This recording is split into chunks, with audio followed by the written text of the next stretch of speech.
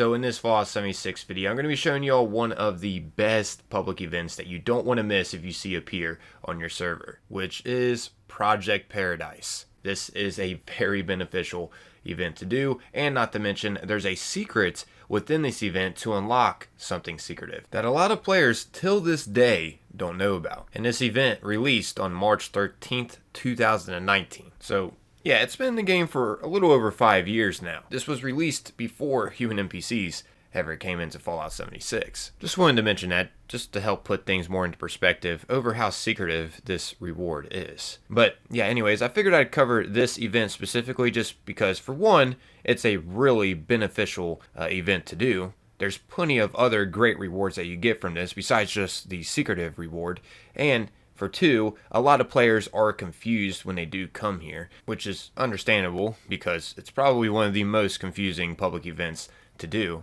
And for three, this event is one of the most fun ones to do once you do understand how to do it. I genuinely enjoy this event. It's actually my favorite one in the game. And I wish more players would show up to this because it does take teamwork to do. That's why I'm deciding to dedicate a whole video over this event to hopefully chain react more players to come to this. Which, speaking of, if you do find this enjoyable, consider leaving a like on the video, and heck, maybe even a comment too, to help boost this in the algorithm so more Fallout 76 players see this and understand that it is worth it to come to this public event when it does appear in the server. But yeah, now let's go ahead and get into this. First things first, let's go ahead and cover the rewards that you get from doing this, just to show that it is rewarding.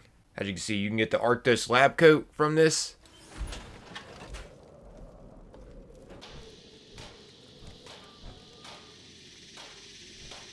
The recipe for Formula P, and what this does is it gives you +5 charisma, +3 luck, and improves your gun accuracy for 5 minutes.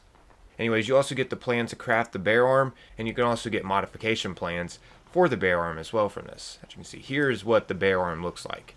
It's a unique melee weapon, and you can get this thing pretty powerful depending on the legendary rolls you get on it.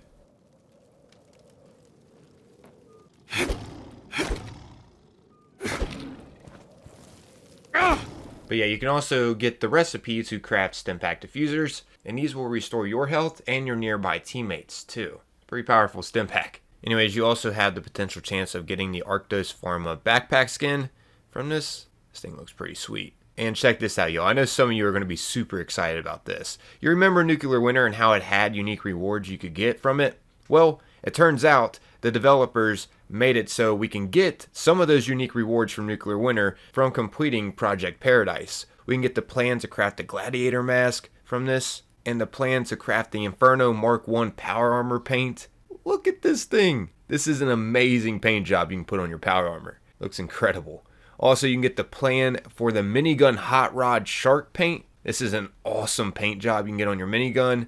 And you can also get a paint plan for the missile launchers. So yeah, the developers actually made it so we can get some of those old Nuclear Winter rewards from the Project Paradise event. How amazing is that? But anyways, now since you know what all you can get from this event, now let's go ahead and get into how to do it. So when you first appear at Project Paradise, in order to start it up, you're going to have to go down to this red mainframe terminal and choose to initialize experiment.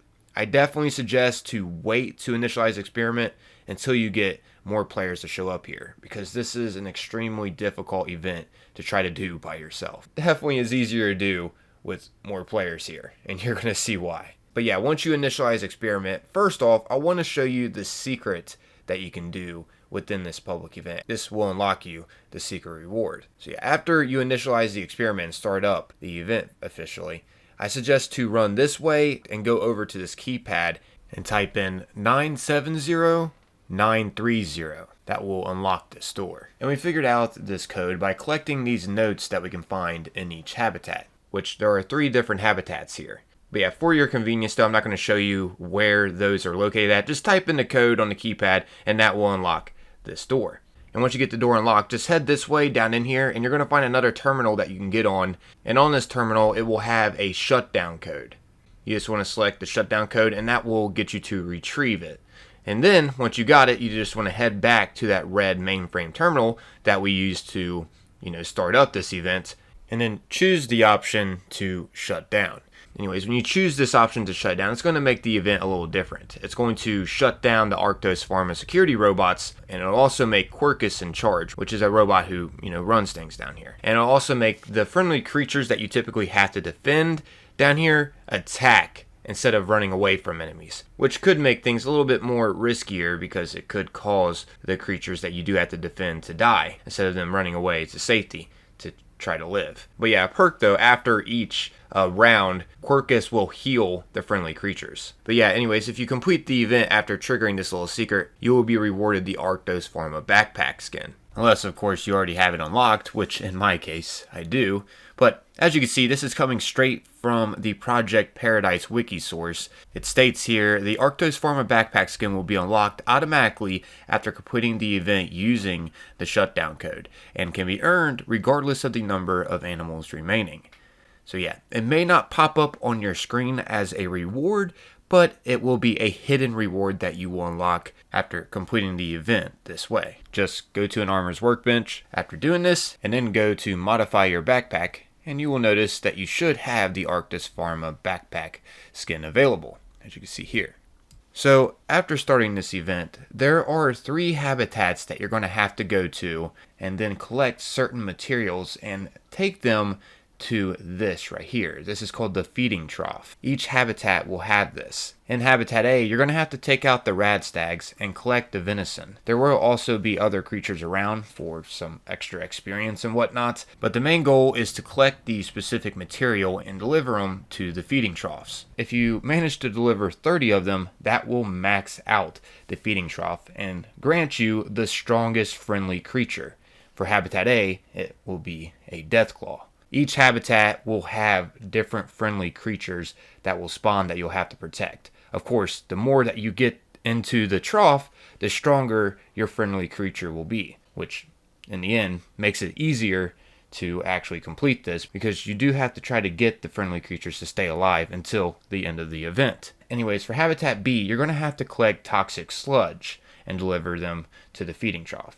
How you get the toxic sludge is by taking out mole rats and also going up to this toxic waste that'll be glowing. Just interact with it and that will get you some toxic sludge. And when you do interact with this waste that's glowing, it'll also spawn mole rats too. And if you take out those mole rats, they'll have even more toxic sludge on them for you. But yeah, then you'll just have to deliver the toxic sludge to the feeding trough. And as for Habitat C, you're going to have to collect moist rad kelp, which you'll see it's glowing around in the environment. Just be sure to gather as much as you can and deliver it to the feeding trough. Once again, you want to try to get 30 or higher in each habitat because that will spawn the strongest friendly creature, which makes it easier to keep the creature alive because it has more health and can take care of itself a little bit more. But yeah, that's how you do each habitat. And I will recommend to try to split up into groups. If you see way too many players at Habitat A, go to either Habitat B or C and start collecting the materials that are required there. Because if you're all just focusing on the same habitat, you may not end up getting the other habitats full to get you the strongest friendly creature that spawns.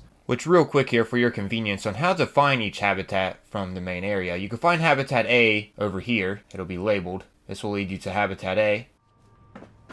Anyways, as for Habitat B, one way you can find it is by heading this way through the animal research area, and this will take you right to Habitat B, as you can see.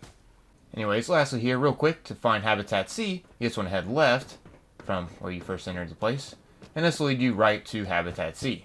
Once again, there will be signs to help navigate you to each habitat. Anyways, once you get the friendly creatures to spawn, now you're going to have to protect them. This will also require you guys to split up into different groups. Make sure you're all not at Habitat A because Habitat B's friendly creature is going to need some protection, and so is Habitat C's friendly creature. Which, speaking of the friendly creatures, if you manage to get the strongest creature to spawn in Habitat A by collecting 30 of the required materials, it'll spawn once again a friendly Deathclaw. If you manage to get 30 toxic sludge or higher at Habitat B, that'll spawn a friendly Mega Sloth. And if you manage to get Habitat C at 30 or higher, that'll spawn a friendly Mirelurk King. So yeah, once you got these creatures to spawn, make sure you split up into different groups. Because if no one's helping protect, Habitat C's friendly creature, it's going to die. And that'll make it so you only have 2 friendly creatures available. And if you manage to keep all of the friendly creatures alive, the better rewards you're going to get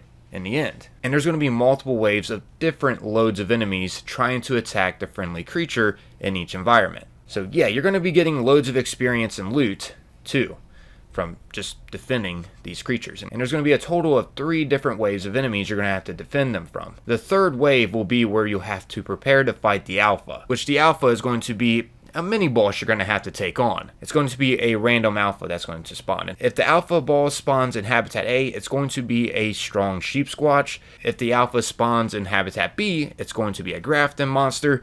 And if the alpha spawns in Habitat C, it's going to spawn a strong fog crawler. And please keep in mind, if the alpha does spawn in the environment that you're in, I recommend using the follow me emote or some kind of emote to get other players' attention that it's over by you, because you may need some backup taking it out. You don't want to risk, it taking out your friendly creature, especially if you triggered the secret within Project Paradise, because your friendly creature is not going to be running away from the alpha, it's going to be trying to attack it. So yeah, once you manage to take out the alpha predator, that will complete this event. So yeah, there you have it, guys. A complete comprehensive guide over the Project Paradise event, which is once again one of my all-time favorite events to do in the game. And I would love to see more players start to show up at this event. Now, since you know it's worth it to come to and you know how to do it, in case you didn't know before. I definitely recommend to show up at this event if you do see it spawn in your server. But yeah, I'm out of here, everyone. As always, most importantly, thanks for taking the time, watching and listening. Until next time, peace.